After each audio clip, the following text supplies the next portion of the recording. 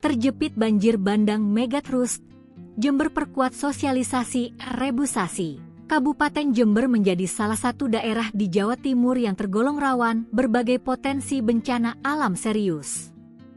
Dari dua arah berlawanan, wilayah Jember dikepung ancaman bencana. Di wilayah utara, tepatnya di atas Kecamatan Panti terdapat retakan tanah di lereng Gunung Argopuro alias Danau Tunjung yang berpotensi longsor saat hujan, hingga mengakibatkan banjir bandang seperti di Sumatera Utara. Sementara di sisi selatan, berdasarkan catatan BMKG, Kabupaten Jember juga berpotensi gempa Megatrust bahkan tsunami karena berdekatan dengan Samudra Hindia. Menurutnya, jika masalah tersebut dibiarkan, tidak menutup kemungkinan banjir bandang di Sumatera Utara juga terjadi di Jember.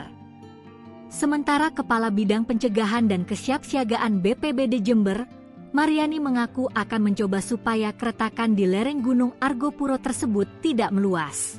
Melalui penghijauan kembali tersebut, ia berharap bisa mengurangi resiko longsor saat hujan, supaya tidak terjadi bencana seperti di Sumatera.